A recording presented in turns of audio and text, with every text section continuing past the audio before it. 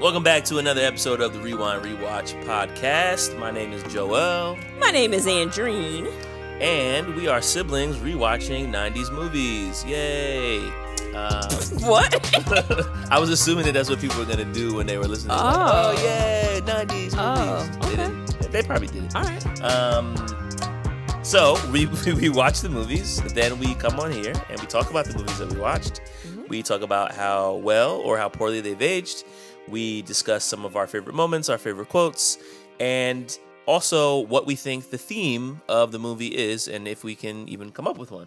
And then we close out each episode by rating the movie that we watched on a scale from 1 to 5 rewinds based on how likely we are to rewatch them again. Mm-hmm. And so for this week, we are watching 1993? 1993. She was probably like 6.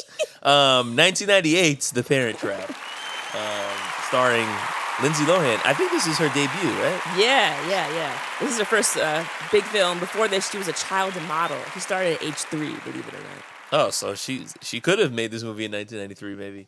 Yeah. She's carrying a lot of this movie as a very small child. I mean, it's pretty impressive. She was 12 when this movie came out. It's very impressive. Yeah, playing 2 parts. She goes crazy because they're also I'm sure we'll get into your fast facts later on, but I think one of the things I was noticing. There's a lot of things I noticed about this movie, which we'll get into, but I was a little struck by the fact that they didn't just cast twins. Right. So the fact that they decided to have her play these 2 twins, obviously she did something in the casting call that they were like, screw it, we're using this girl. This is pretty embarrassing, I guess. But when I was going into watching the movie, in my brain, like I know Lindsay Lohan plays these parts, but in my brain I was thinking about like my facts ahead of time, and I was like, oh, I wonder, I gotta see where Mary-Kate and Ashley Olsen are now. And then I was like, and Gene, they're not in this movie. But in my brain I was like, oh, twins, like it's gotta be those 2. And it's like, no, like they're the only famous twins other than the sister girls, right? And I was like, no, they're not in this movie at all. So no, it was all her playing both roles, which well, it's funny because sister was kind of like the same premise. They were separated at birth, though. In this movie, it was intentionally they were separated intentionally. There's a lot happening here that I need to discuss. There's a lot happening. Yes. So in Parent Trap, well, before I get into this, you have to do the 1-sentence summary. Before we even get there, it was requested by Chris. Oh, Chris! So shout out to Chris. Shout out to Chris.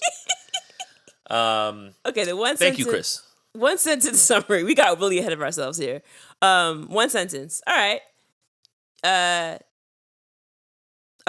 Twin girls were separated when their parents divorce and live in different countries. Semicolon. Okay, so the whole idea, because I feel like you and our listeners might not even know why we even bothered to do the 1-sentence summary, particularly when you're asked to do it. The whole point of the 1-sentence summary is to be like elevator pitch, like real quick and fast, like the short and dirty version. What is this movie about? Digest condensed version? Super condensed. Like, you don't have to explain the whole plot, but just like, if you were to say like, oh, what's Parent Trap? Like, just giving 1 sentence to tell somebody what this movie is, what would you say? Long lost twins meet up at a camp and decide to get their parents together. There it is. There it is. See, it's not that hard. It's not that hard. And I had done the same thing, to be fair. Like, it's like you overthink it and you try to stuff everything in, but it's like, we're going to talk about this movie for the next hour, so it's okay. So, yes, as we said, The Parent Trap, starring Lindsay Lohan as both twins, Dennis Quaid as the dad, and... So Dennis Quaid, what do you know Dennis Quaid? He's very popular. I know Dennis Quaid. I know Dennis Quaid's face, and the funny thing is, as I'm looking at his filmography to think about what other movies I've seen him in, I have not seen most of the movies he's in. The only one that I'm really recognizing is Any Given Sunday, and that's the year after The Parent Trap. That came out in 1999. That was a big film.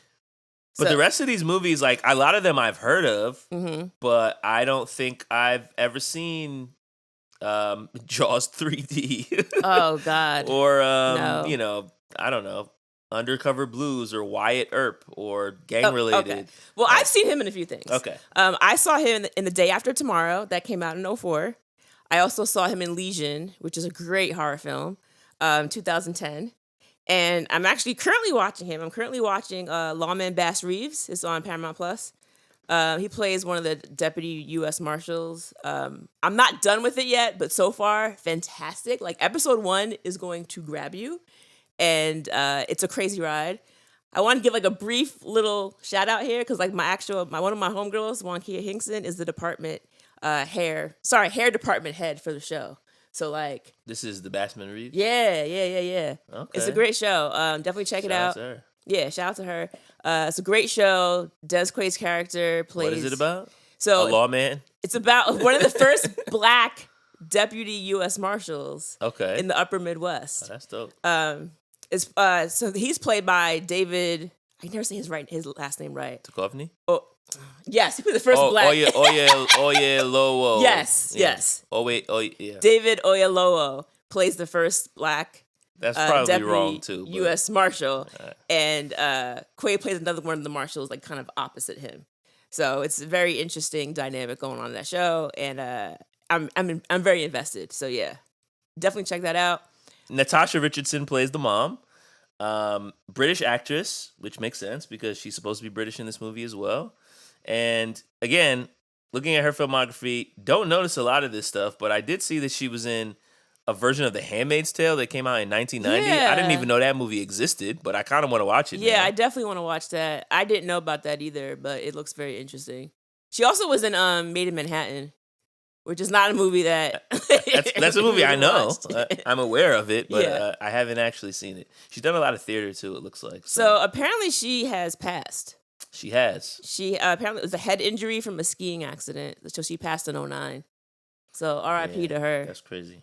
Yeah, and then The only other character, I guess, is this girlfriend, who's what was her name again? Well, we have a few side characters. Yeah, there's a few. The butler, Marty. The other butler, Chessie.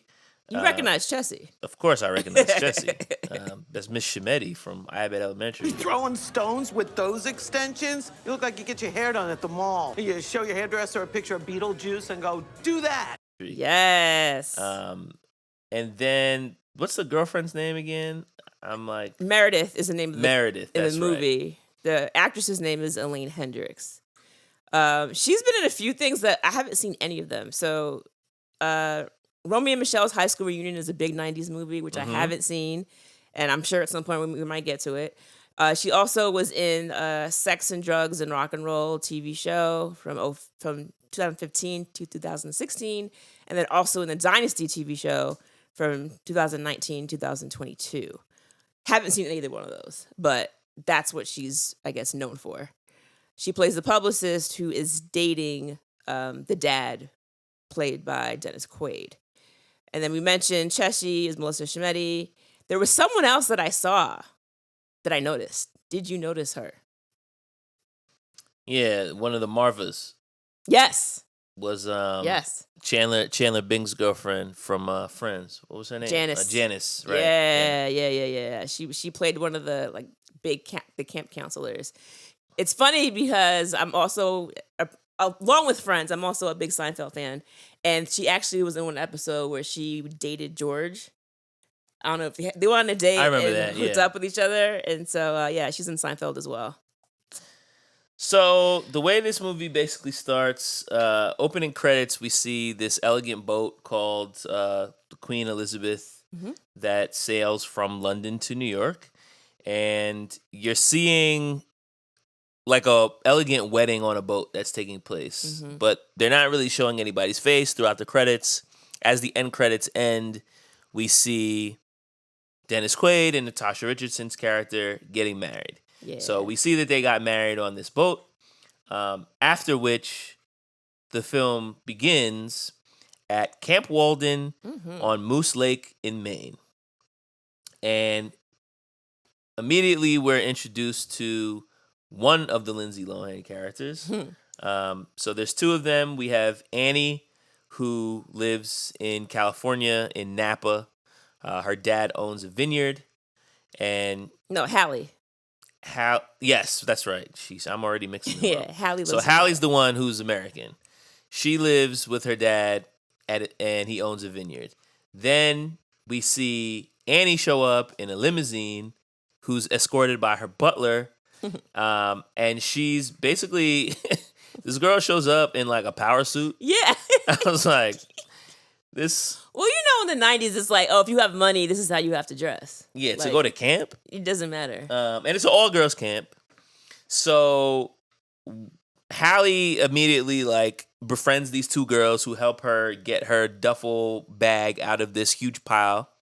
And so she kind of like starts hanging out with them. Mm-hmm. And as they walk away, her twin shows up. So the beginning of the movie, there's a lot of this like this concept of them like just barely missing each other. Yeah, I so, like that. One walks into the cafeteria and then somebody stands in the middle of them so they don't see each other. Or, like this instance where she arrives and she turns away right as soon as Annie shows up. And then that's when we meet Marva and Marva Jr., who's played by Janice from Friends, rather. And I don't know if I've ever met a female junior before. Yeah, I was thinking that was interesting. That stood out to me. I mean, I'm sure there are people that do it, but I don't know any personally. Yeah, so they're at this all-girls camp. They're out there for summer break. Well, almost all girls. There's that one boy that gets there, and he's like, I thought it was all boys camp. I don't even remember that. And he stays the whole summer. Yeah. That's funny. Well, they let him cook, so that's cool. I don't know whose dorm he was in. Right, I don't know. That's probably a little bit of a dicey situation. So yeah, this concept keeps happening, and they keep like just missing each other. But they're obviously the same person, except for one of them has a British accent. Yeah. And even like down to like their allergies. Right. Like they're both allergic to strawberries and they both like to eat like Oreos with peanut butter. Like they just have very similar way of, eating, apparently. And I'm thinking, when I think of Lindsay Lohan, I think of Mean Girls. Of course. So then it's like, and then I'm picturing like her like hanging out with Paris Hilton and like all that crazy stuff that happened after that. So seeing her as this little kid. Yeah. And I don't really remember this movie. Like I don't really know if I've even actually seen it before this current watch. So when she comes out the limousine and I'm like, wait, she's going to have this British accent the whole movie? Like that really threw me for a loop. It's rather picturesque, don't you think? I didn't realize. Like, yo, I thought it was just two girls from different parts. Right. But I didn't realize they were countries. from different continents. Yeah. And then it's like, wait, why did you come all the way to the States to go to summer camp? Which actually doesn't really make any sense. But, we have to get them in the same space somehow without their parents being there. So summer camp's probably the only thing that really would have made sense.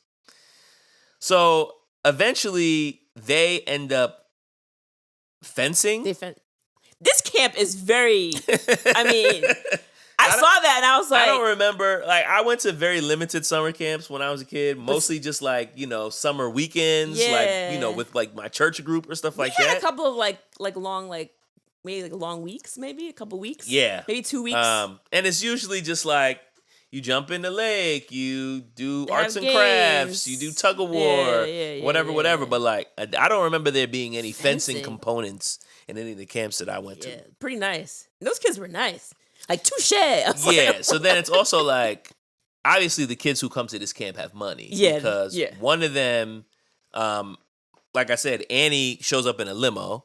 Her mom is like some big hoity-toity fashion designer who creates wedding dresses. Yeah. She said she made a dress for like some queen or some royalty from some. They got money. Yeah, they got a butler. Money. I mean, what else? And then Hallie, her dad, owns a vineyard in Napa Valley. So you could presume that probably this is a camp for rich girls. Mm-hmm. So anyway, they're fencing. And it's a pretty like cool scene. Like it's a nice little action scene in there. They're doing the flips and the stuff and all that stuff. And somebody gets knocked over and falls into water or something. It looked like a feeding trough almost. I was Yeah, like, why? I'm not sure why there I was like, why is that there? It was just for the purpose of her falling into it. So then finally it's like, all right, girls, all right, y'all was getting a little bit too spicy. Let's break it up. And then, of course, with their backs turned to each other, Yes. they both unmask and turn around to shake hands. The big reveal. And they notice that their opponent looks exactly like them. Which, of course, they both immediately hate. Yeah. Because it's just like, yo, who's this chick? Like, and why does she look like me? Like, who does she think But why she do is? you hate? Like, I'd be more like interested to be like, wait, why do you? I'd be confused more than hating this person. Why do I hate them? Yeah, that's what you have to do. And it's like, oh, your nose is a little off, and like, oh, you can't fence, and there's all these, Yeah, it's like, oh, you think you better than me? It's like almost and like. then their friends are pitting against the other friends. So a couple things. First of all, you talked about like why would they hate each other, and it's funny because I told you this story, I think. I don't know. When my freshman year of college, I remember, there was a kid that kind of looked like me. We didn't look like twins, but we had like similar build, similar skin complexion, similar height. We both had braces at the time. So then my friends would just always mess with me and be like, yo, I saw your twin today. And I'm like, yo, who is this guy? He sucks. Like, he automatically sucks. Because it's just like, yo, you're kind of cramping my style. Like, now there's another one of me just walking around. People are going to start confusing us. And then it's also just like, the jokes were mad annoying. It's like, yo, this guy, who is this guy? Like, get him out of here. Okay. Funny story, funny enough, we end up kind of in the same circles. We end up having some of the same friends. My girlfriend at the time was friends with him. Mm-hmm. And we actually became really close. And we ended up, by junior year, we were roommates. So, and we're still very close friends to this day. So, shout out. Yeah, shout out to my man Nick. We don't look at all like each other anymore. So when I tell this story to people, they're always like, "Wait, what?" And I'm like, "Trust me, when we were 17, we kind of resembled each other, and it wasn't like we resembled each other that much, but it's like enough for kids to poke fun. Enough to poke fun, right?" Yeah. The other thing I wanted to point out though is they kept missing each other, but the other kids knew. That's the thing. It didn't make sense. That there's someone else who looks just like my friend. No one said anything? No one said anything. And as soon as they saw each other, then everybody else reacted. Oh, she's like, oh my God. They look just alike. Like, y'all knew they looked just alike. Y'all been at camp for 3 days already. Yeah. Nobody said anything until they looked at each other. Yeah, that didn't make a lot of sense. But yeah, whatever. They see each other, and then this whole, oh, I hate you, and now begins this. Oh, that's what it was. Hallie was bragging about how she plays poker so well. Mm-hmm. She was asking her friends like, "Oh, do any of you play poker?" And I'm like, "Aren't they like 11? Like what? Why are we playing poker? Like, oh, did you guys bring money? High stakes poker too. They're betting dollar bills and like lip glosses and nail polish." And I mean, Hallie is whipping everybody, taking everybody's money. The fact that she shows up to the poker table with a sock full of quarters was absolutely hilarious to me. Number one, because that's like a prison weapon. Yeah, right. So then it's also like, wait, what? Very much. Where does this girl come from, bro? This girl's from Napa? So anyway, they play poker, and sure enough, Hallie knows how to play, and Annie loses. And they bet before the final hand that the loser has to skinny dip in the lake. Dun, dun, dun. So Annie takes the L, and she's like, all right, I'll do it. Mm-hmm. And of course, when she jumps into the lake, they steal her clothes. Of course, because that's run hilarious. Away. That's hilarious. Giggling. And now it's on. Now the war is on. Now it's on. I like the war. The war was good. This was fun. Good. And there's a few little pranks that they play back and forth. Annie retaliates by somehow putting their beds on top of the cabin that they sleep in. So she has superhuman strength. I'm not really sure how she pulled that off. But I love how she had the British flag flying on top of the cabin. That was funny. And stabbed her stuffed animal into the Union Jack flag. Like on some I claim this land in the name of Great Britain. That was great. I loved that. So then Hallie's like, I bet we can get her back. She turned to Kevin McAllister. And she goes full on Kevin McAllister Home Alone mode. Yep. Booby traps it. Booby traps the entire dorm. Mm-hmm. They got water balloons. There's honey. There's shaving cream. Feathers. I mean. They went crazy. All while these girls are still sleeping somehow. Nobody wakes up. No. So then when they wake up the next morning, it's mayhem.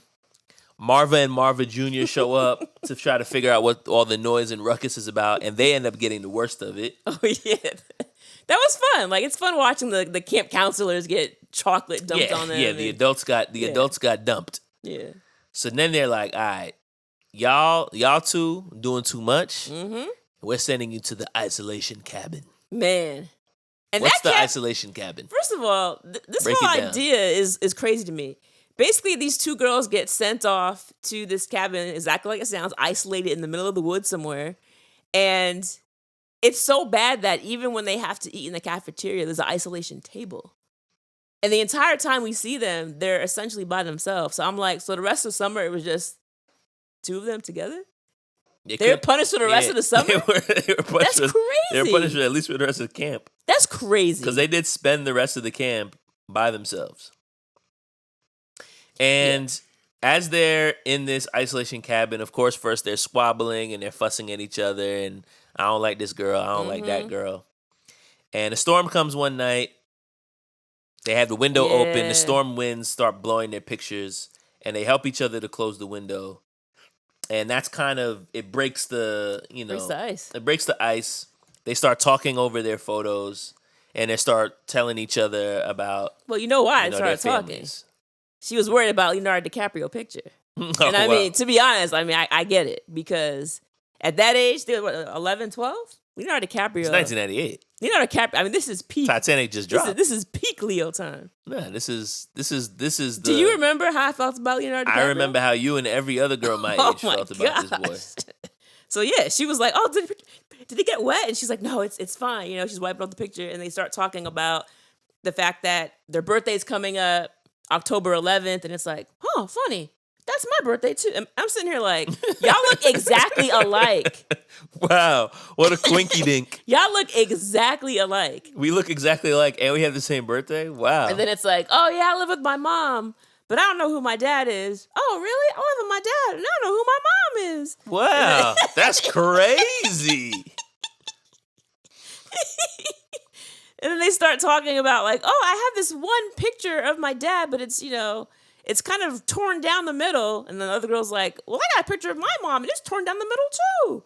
And they go and retrieve the pictures and they put them next to each other. And lo and behold, it's like the perfect tear. It's the same photo from the beginning of the film. Right. When their parents basically got married on this cruise ship. And this is where I kind of was just like, these parents are really trash. Because you mean to tell me that you get married, you have twins, you guys decide to divorce, and then one of you left the country, go somewhere else, and you just never tell your child that she has a twin, and you just never tell her that her mother is still alive and living in another country, or her father living in another country, and all you have to give her is this half a photo of their parent? Not to mention, I don't understand. I didn't even think about the fact of you didn't tell them that they don't have a twin. I was thinking more so the fact of like, y'all made this agreement to just never see one of your kids again. Yeah, right. Well, yeah, that's the crazy part. It's like, I'll take one. The whole thing is crazy. You take one, and we'll just never talk about it. Like what? So you're just agreeing to like just never see your daughter again. Like you're just never gonna see her again. And she's agreeing to the same thing. And it's like, yeah, you take one, I take one. It's even. It sounds Shake like, on it. It sounds like King Solomon logic. Like, cut it in half. It's exactly what it is. It's like one for you and one for you. It's like, yo, we had twins. Like, we can both win here. It's like, that's crazy.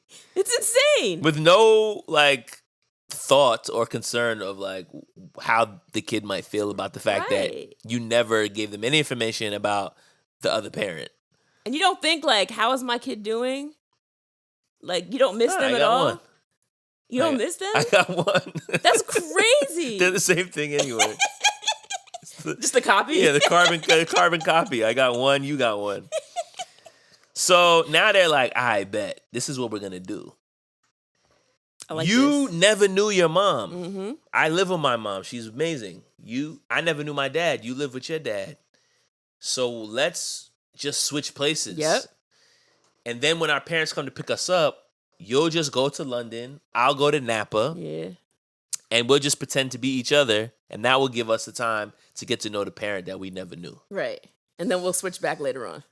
And they not only concoct this plan, but they say, yo, we can also use it to kind of like set our parents back up. Yeah. Because once they figure out that we're not the real child, they're going to have to get us back. Exactly. So they've already thought this like very well in advance. Yeah. And they spend the rest of the summer camp basically studying each other's lives. I loved it. And practicing each other's accents so that they can swap. Mind you, Lohan's doing this whole I thing, loved it. bro. I loved it. I was really impressed by her. Like, she's going crazy in this whole movie. Yeah.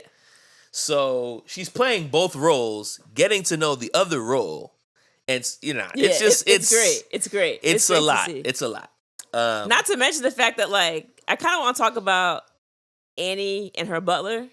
Like, I just that's the man. I love their connection. Marty, he's Martin. Yeah. Martin. Oh. Martin. Not Michael Jackson Martin. That's a different Martin.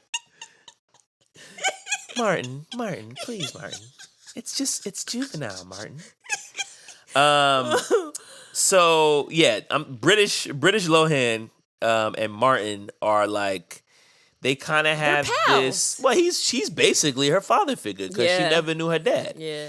And so he waits after her. He technically is her employee, but they obviously He's her Alfred. They have like a very close relationship. They have a secret handshake that they it. share with each other. So that's another thing. It's like, Hallie, you got to learn the handshake because if you don't do it right, he's going to know right away. And our cover's going to be blown immediately. Yep. So they study each other, and they're in isolation camp. So nobody's checking on them either, apparently. No one even cares what they're doing. And then they're just like getting to know each other's lives. So and then towards the end, they realize, okay, we've gotten each other's accents down. You've like had to memorize who Annie's like grandfather was and different people in the family so she could figure out what it is. And what do you call him? I call him grandfather. Very formal. Everything's very formal. Even the way she talks, like horrid. Yeah, and that also comes up when she switches, because then Dad is like, "Yo, why are you talking like that? Yeah. Like, why are you using those phrases? And why are you calling me Dad every 2 seconds?" Oh, Dad.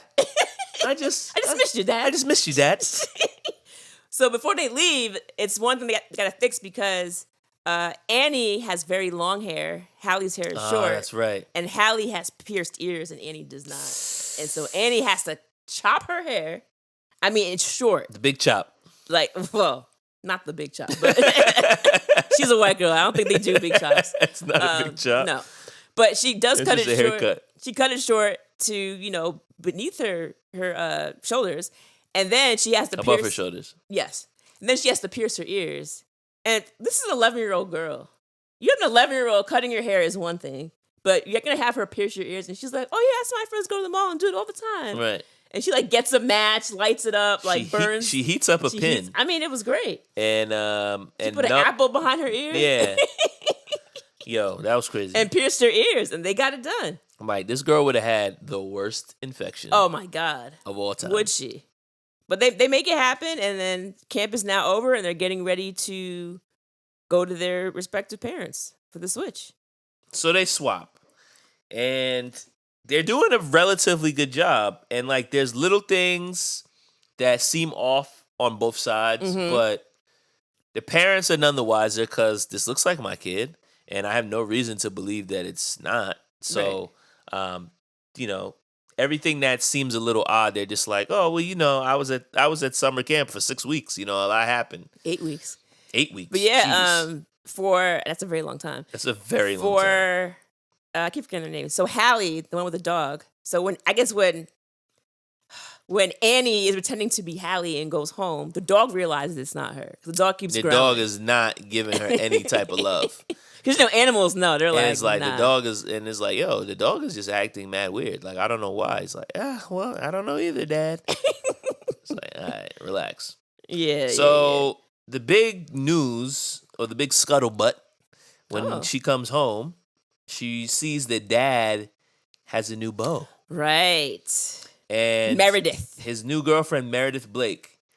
And Miss Shimetti from Abbott Elementary plays the nanny Chessie. Mm-hmm. And off rips, Chessie is like, yo, I don't like this Meredith woman She's for a your gold dad. digger. Yeah. She seems like a gold digger. I just don't trust her. Like, she's trash. And Meredith puts on a good face. Mm-hmm. And she's trying to, like, pretend to care about this girl because, after all, it's, It's Nikki's daughter. Yeah, it's her boyfriend's daughter. So, all right, whatever. So, Annie calls up Hallie on the phone. She's like, yo, this is cool. It's been great hanging out with dad. Hallie's like, yo, it's been great hanging out with mom. Yeah, I love like, mom. She makes dresses. Super lit. Like, mom is a superstar. I love her. He's like, yo, but guess what? Like, dad has his girlfriend and he's like actually trying to marry her. She's like, no, dad's not serious about any of these women. Like, that's not, I don't believe it. Which means they were going for 2 months. Yeah. Hallie doesn't even know who Meredith is. Exactly. So they met and got engaged. Yeah, that's very fast. While they were at summer camp. That's very fast. Yeah, dad's wildin'. Like, dad is wild. Yo, dad saw a 26-year-old and was like, hey. Hubba. So Annie's like, yo, we got to switch now because we got to, like, figure out how to break them up. Mm-hmm. And Hallie's like, nah, like, I'm actually enjoying my time in England. It's mad lit over here. And, like, I want more time with mom. So actually, like, let's slow down a little bit. Then she pretends to have static and hangs up the phone on her sister. Yeah. She's like, yeah, I'm not. So this is before dad comes and basically sits her down and says, I'm like, going to get married. Yeah. And then once he says, like, yo, I'm actually going to get married, he's like, so I want to talk to you about Meredith. And, me and Meredith getting very close. And I'm thinking about having Meredith joining our family. And she's like, oh, so you're going to adopt her? She's like, oh, I would love to have a big sister. That'd be great. That's amazing. Because she's probably closer to my age than yours, Dad. So she was throwing mad shade. And he's like, nah, I'm talking about getting married. She spazzes out. Actually, the wedding's in 2 weeks. Which is crazy. So met her no more than 2 months ago. Or at the very least, never introduced her to your daughter. Yeah.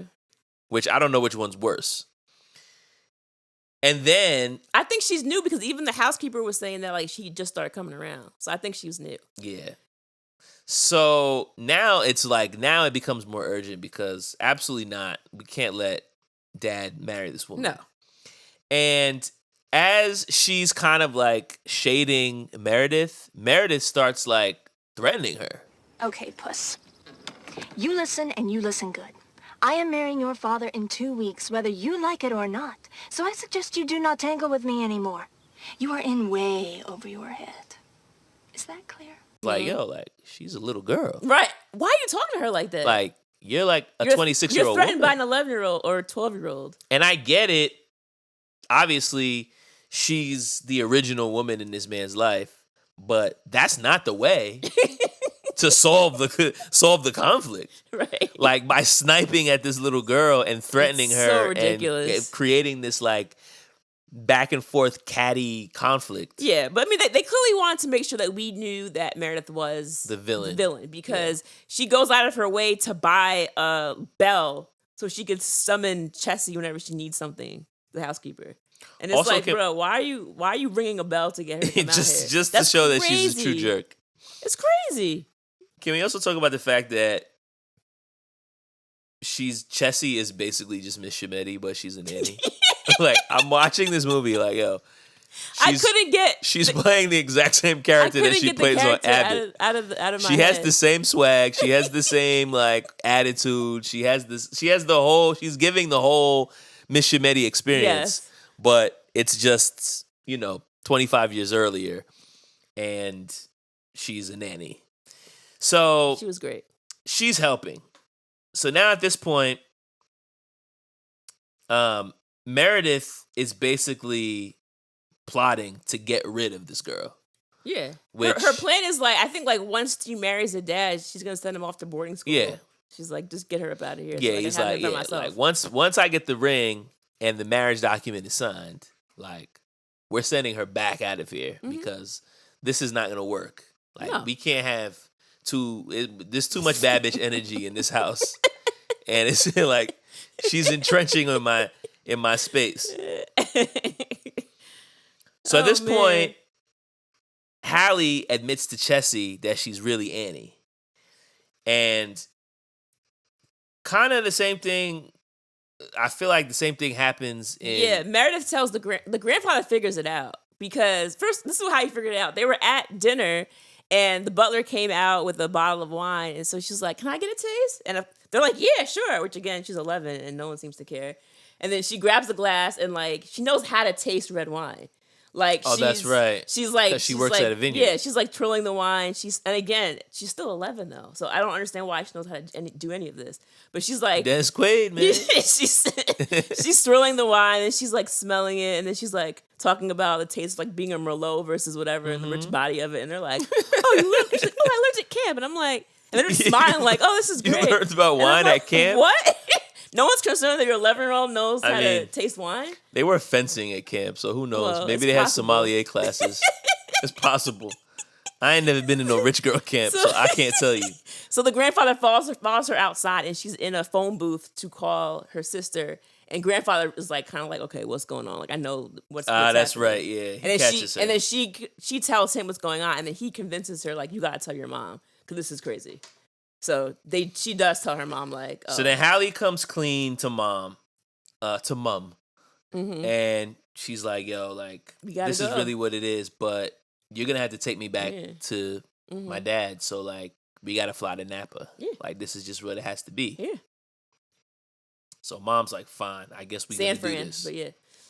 So mom is nervous about seeing this man again, who she hasn't seen for, we can assume, at least 11, almost 12 years. Well, no, can't be, because they split up at some point. Yeah, we don't know how old they were. It was young enough that they don't remember. So they could have been babies. 3. Or they could have been babies. Yeah, so, she hasn't seen him in close to 10 years. Let's say that. And she's not sure about what to think. So she drinks a little bit too much on the flight. Oh, my God, does she?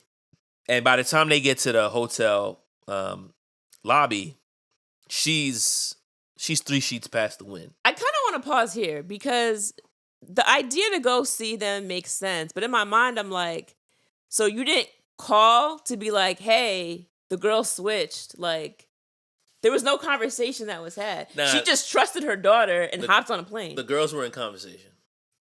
But, like, you're not going to call to make sure, like, nah. See how your daughter's doing? Make sure. I don't know. The whole, like, oh, I have one, I guess the other one's safe. I mean, this is the whole premise of the film, and this is the reason why they were separated in the first place. Is obviously they felt like one was enough. Oh, okay. So then it's like, well, I have this one, so I guess I'll swap back. Like, she just gets on the plane. It was so bizarre. She's like, yeah, I just talked to dad. She's like, okay, cool. I'm like, that's it? Just take her word for it. The girl that's been lying to you for the past 2 weeks. Crazy. Anyway, yeah. So they get there, and on the other end of it, you have Dennis Quaid's character. He's there with Meredith and Meredith's parents to have like this, get together to get to know each other. And we meet Meredith's parents. Apparently, he's also just meeting this family 2 weeks before their daughter. They've been dating for 2 months, Joel. What do you expect? True, that's right. And yeah, so of course, like we meet the parents, and we can already tell that whole family is pretty much trash because she's like, "Yeah, mom, like that's the husband. He's gonna be like." She made a comment about him being like a paycheck or something. He's my cash cow. Yeah, and her parents are fully on board. And they're like, "Oh, that's lit." Yeah, so we already know it's like, okay, we're really not here for them at all. And the entire time, the daughter is definitely like trying to like make little jabs at her. And like at one point she tries to pet the dog. The dog almost bit her hand off. I laughed so loud. He was like, "Arr." She's like, oh my. And it's like, because the dog can feel a bad energy. And what I liked about mom coming in with her daughter is they bring the butler with him, but the butler is there as a friend instead of a butler. And so he's not wearing his typical attire. Martin. He's wearing this black leather jacket, all black. With shades. With shades, like... Bad. Bad to the bone. His fit had me dying. I was like, where's he going? Now, Martin is the best. Martin killed this whole movie.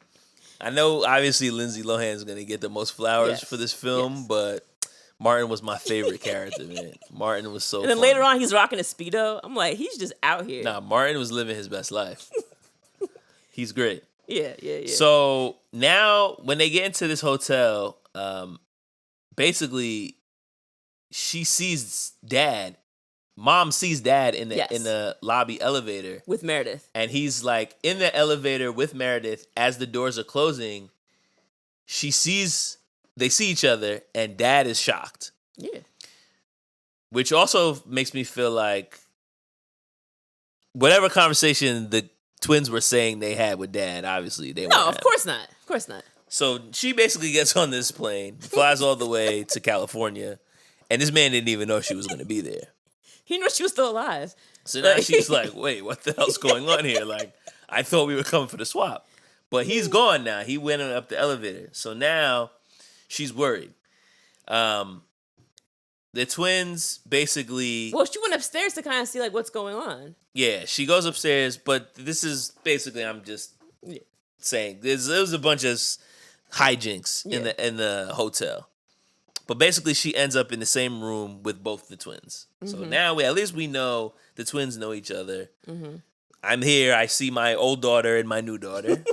Thing one and thing two. And they're like, all right, yo, Mom, this is what's happening. Like, Dad, she's like, yo, everybody here knows something that I don't know. So what's going on? Yeah. And they're like, yo, Dad's getting married. She's like, okay. It's like, nah, like, he can't get married. Meredith's trash. Yeah. So at this point now, Dad is also freaking out because he's like, yo, why is she here? I just saw this, like, what's going on? So... Yo, him trying to find her was crazy.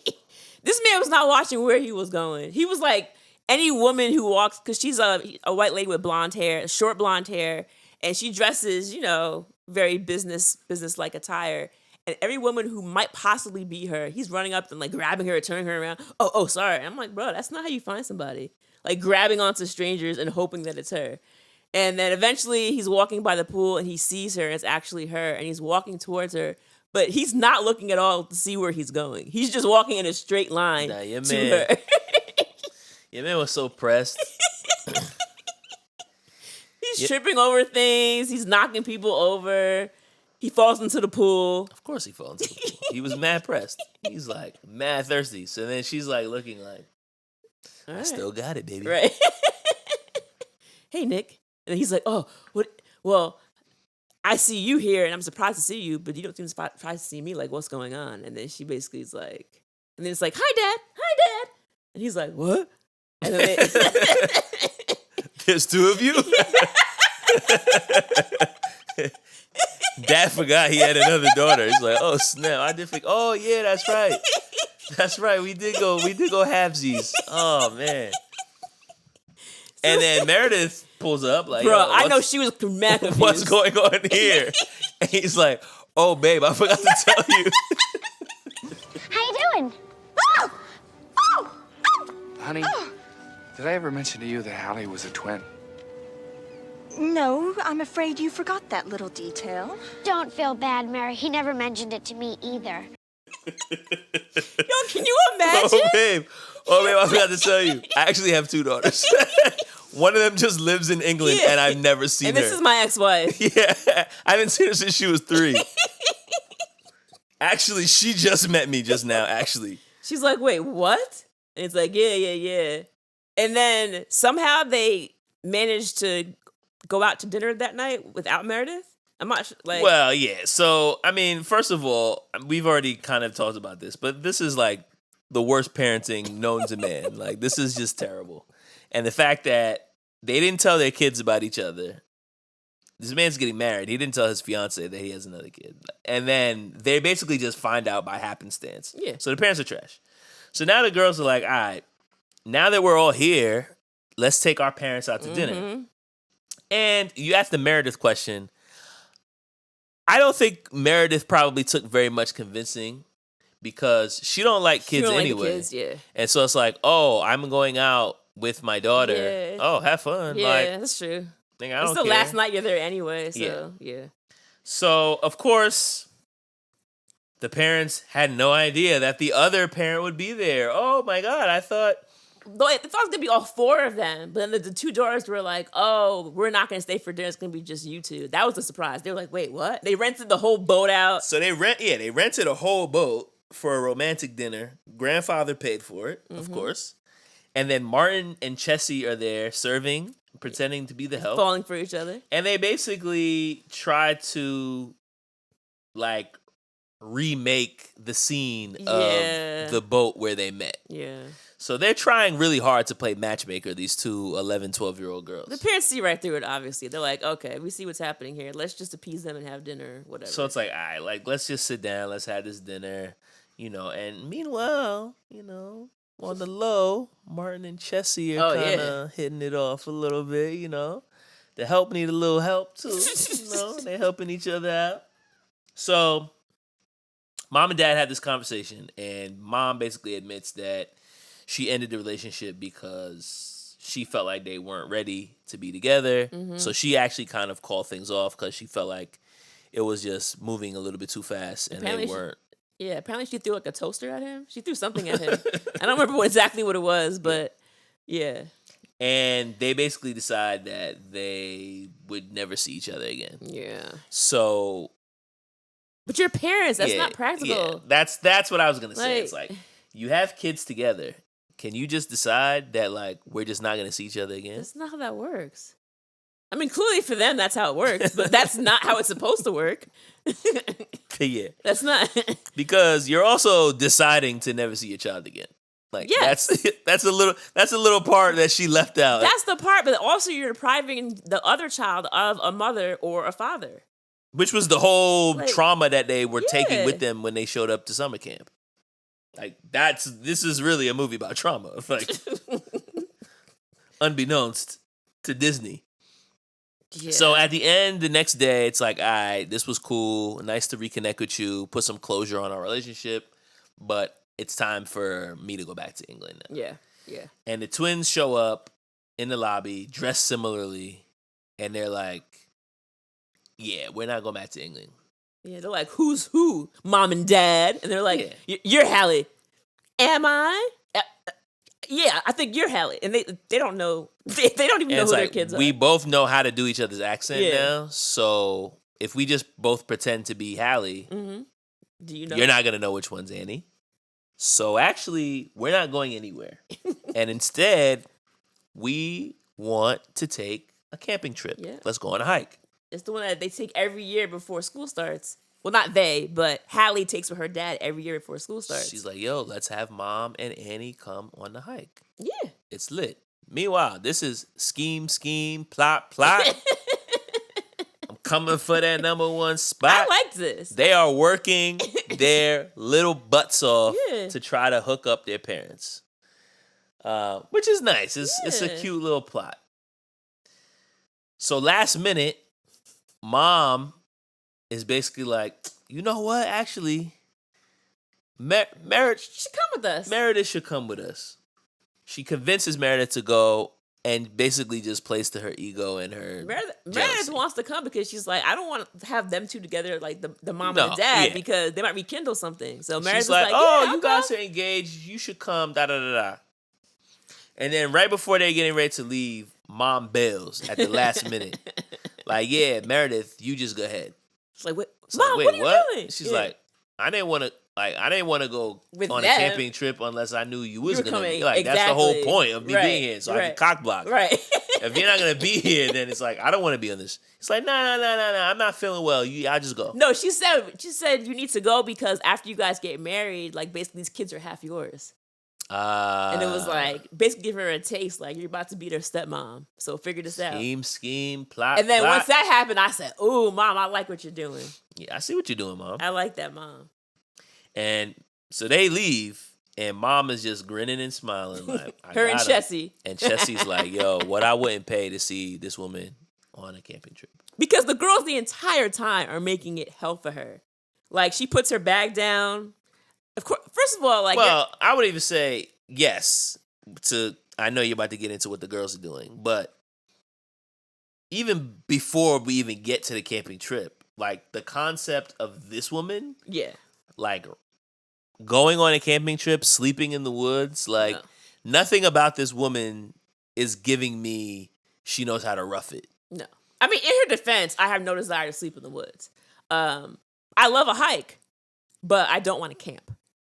Facts. She doesn't want to hike or she's camp. also upper crust, upper class, and literally marrying a man for his money and luxury. So like, this is not her idea of a good time. Right. And to that point, like just the way she came, first of all, she's coming on a hike. She's wearing like this cutoff top, the bottoms I can't really recall, but the person she's carrying like a Prada bag, but it has like almost like a leather straps. It's not a proper hiking bag.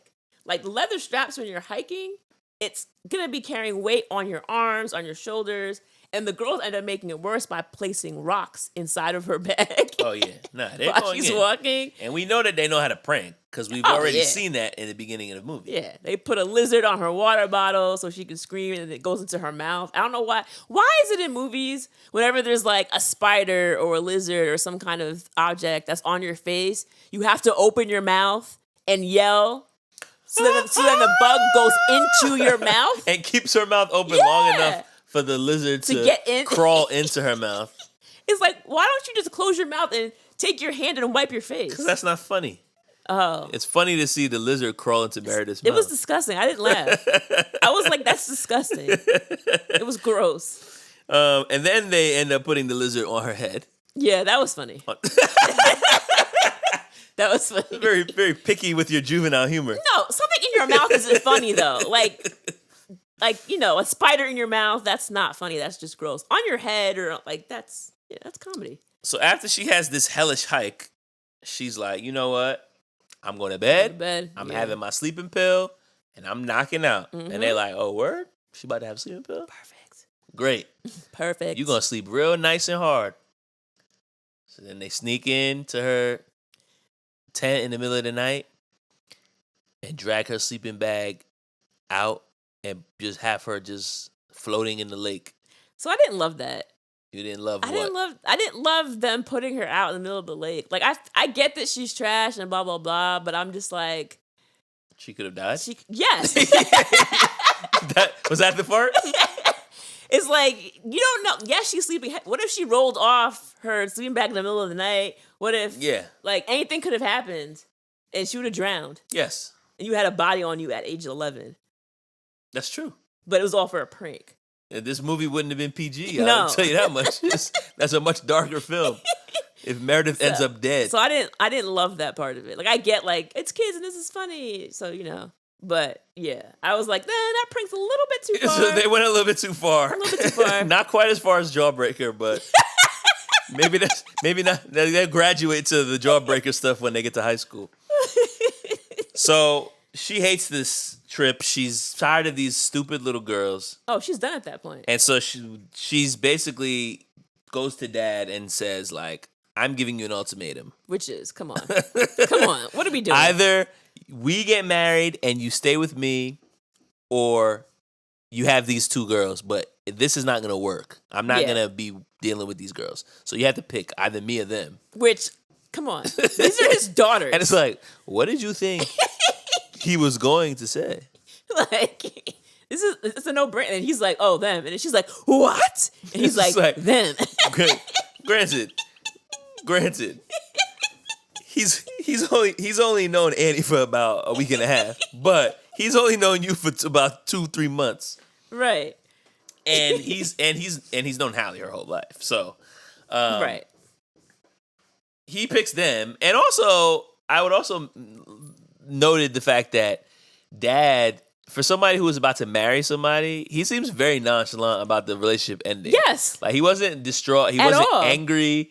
He was just like, oh, I picked them. And she's like, what? I'm leaving. He's like, all right, see you later. It's like, wait, what? You were going to marry this woman? God bless. Yeah, it's like, wait, why don't you care at all? And then even when they went back to the house and he's like, oh, they're in big trouble. And the mom was kind of apologetic, like, oh, I'm sorry. And he's like, well, remind me at some point to thank them for what they've done. And I was like, so fast, you're just ready to thank them for breaking up the relationship? It's like, it's just, I didn't did you understand. want to marry this woman? Like, did you owe her some sort of gambling debt? Like, what was going on? I didn't get it.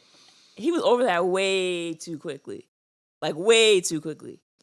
But yeah, he was like, all right, fine. I guess she's out of here. She left. So now Meredith's out the picture. And the only thing left is to try to figure out how we're going to get Mom and Dad together.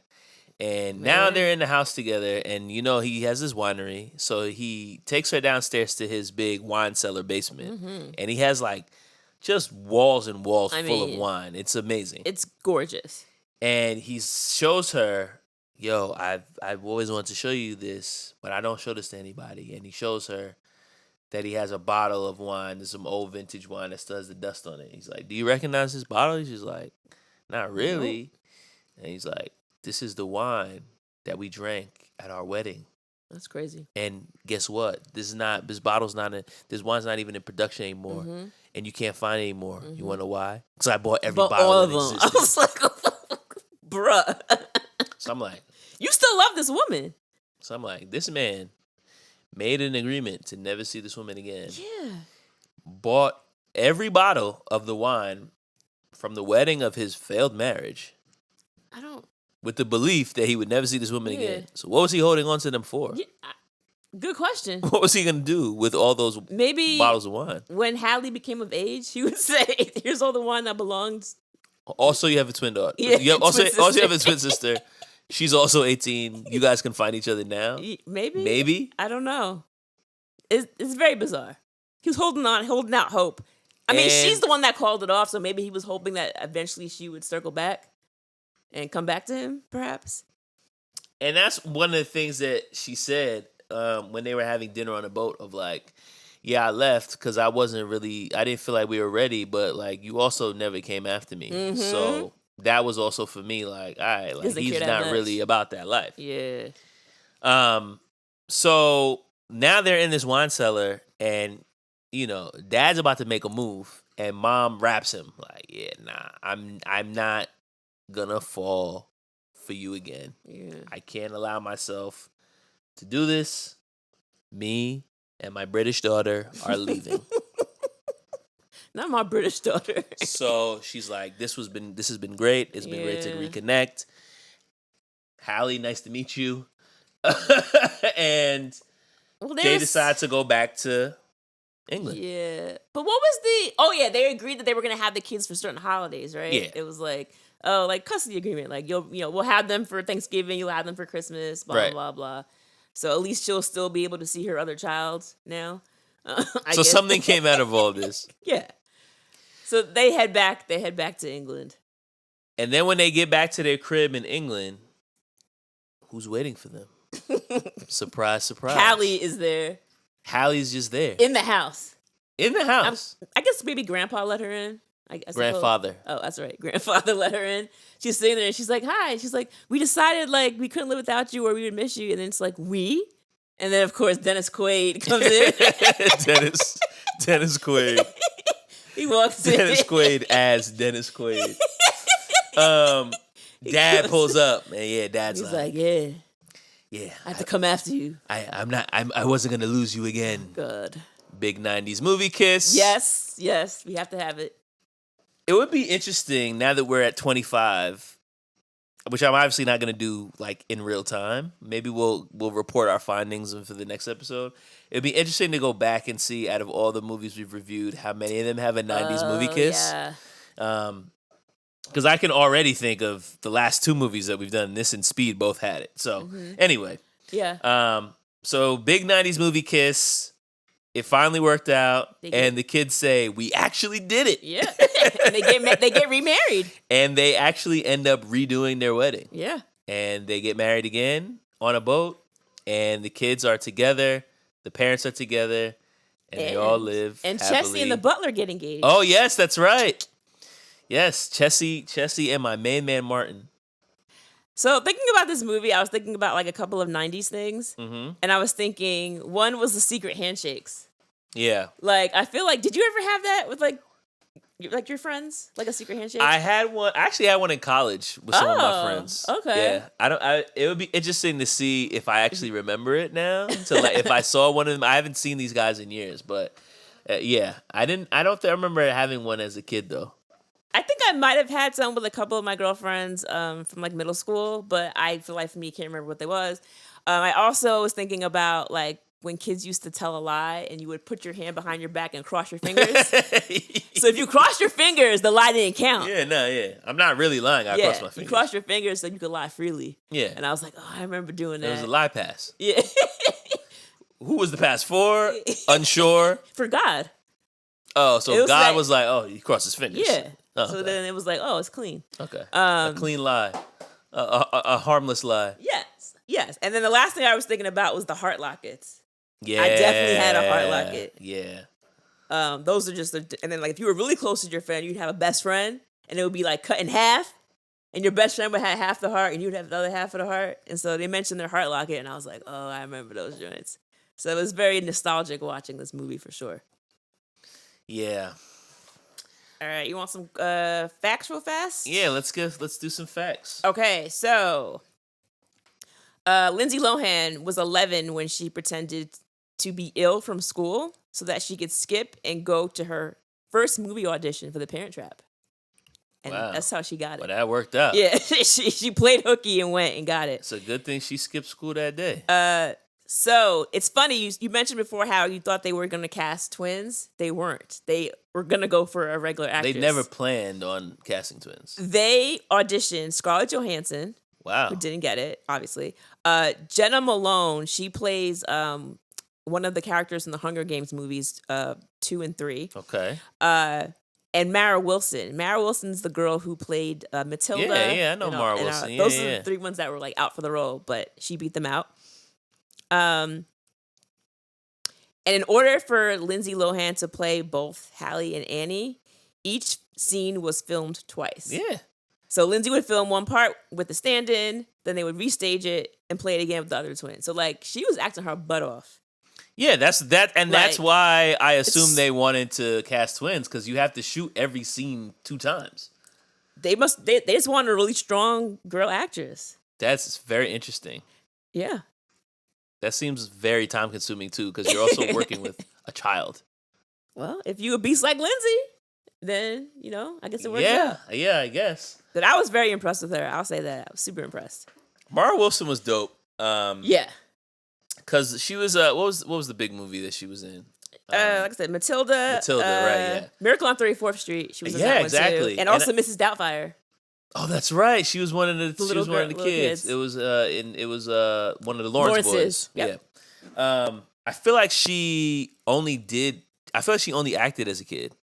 Like I don't think she has any film credits after that. If she does, I don't. I remember looking aware. it up the last time I watched Matilda. This is the only reason I even know this. But she was a beast. But yeah, Lindsay Lohan killed this movie, and obviously it jump started her entire career. So.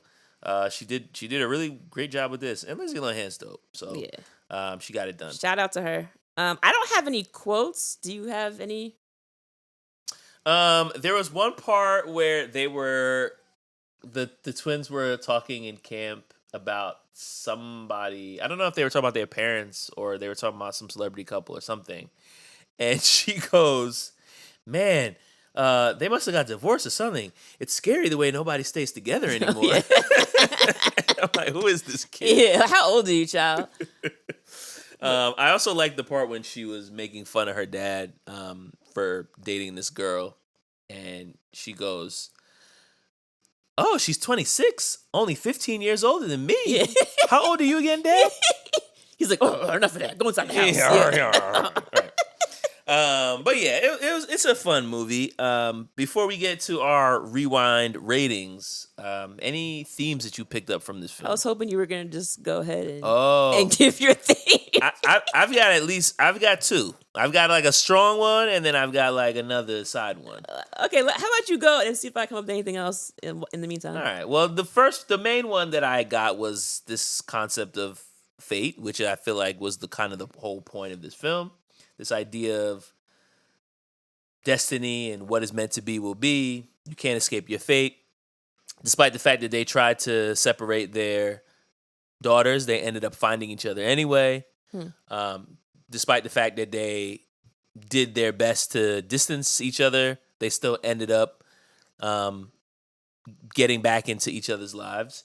And despite Dad's best laid plans to marry this Meredith woman, that obviously didn't work out either. And the nice side story there is also because of this whole hijinks scenario, Chessie and Martin actually meet their nice. person. So I think that was the main concept. But I think the other big theme that I took away from this is children need to know their parents.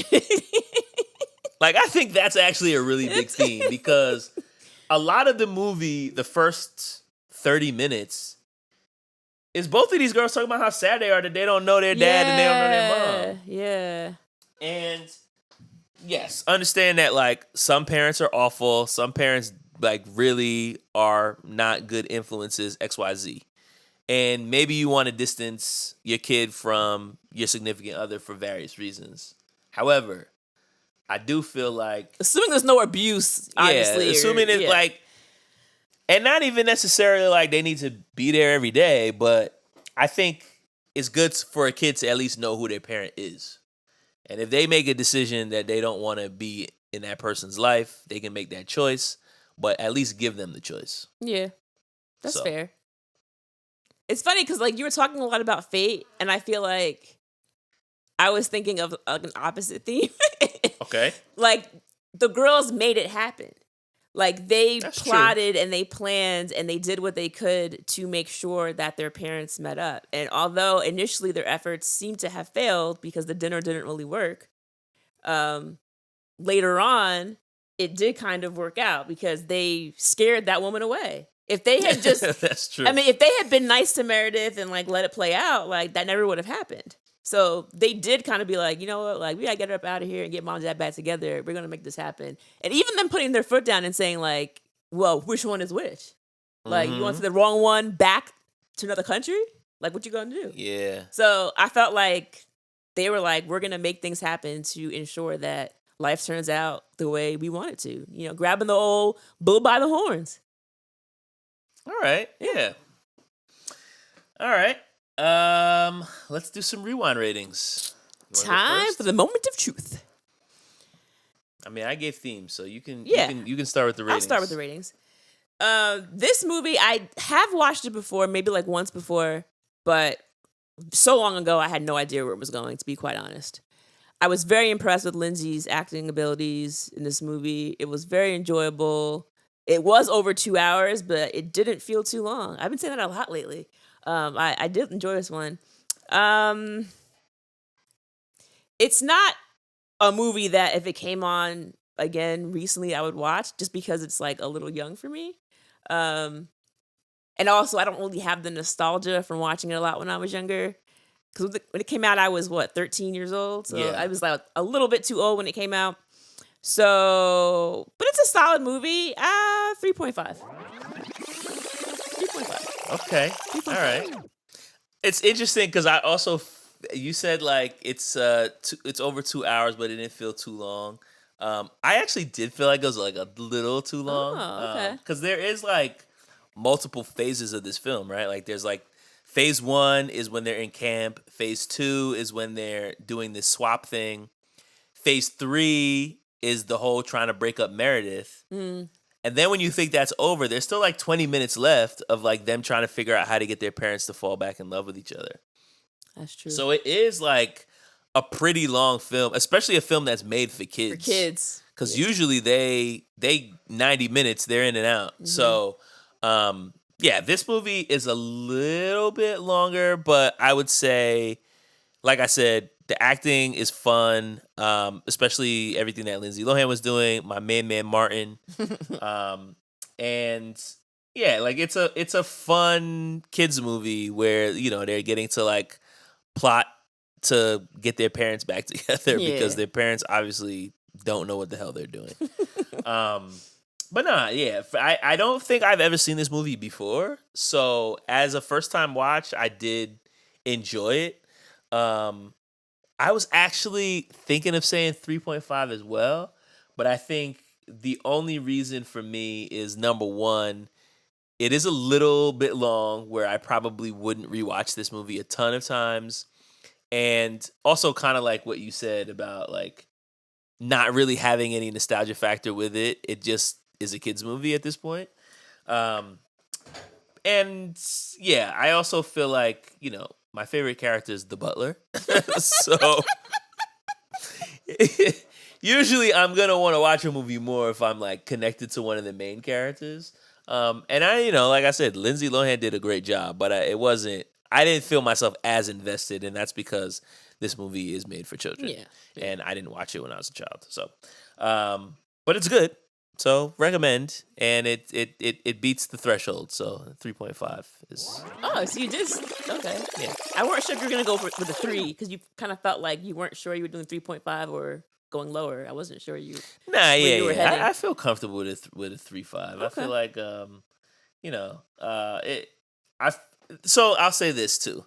The only reason I wouldn't give it a 3 and I would bump it a little bit more than a 3 is because I feel like it's a kids movie, but it's a kind of a smart kids movie. Yeah. Like it's not like a throwaway, dumb, silly Pie in the movie. face. Yeah, it's like it's a pretty smart movie that like a kid can enjoy with their parents. So That's yeah, fair. I liked it. All right. Well, keep those requests coming. Hit us up at our email at rewindrewatch1990s@gmail.com. Also, hit us up online at IG at RR90spod. And keep hitting us up. We love to hear from you guys. All right. Till next time. Later. Till next time.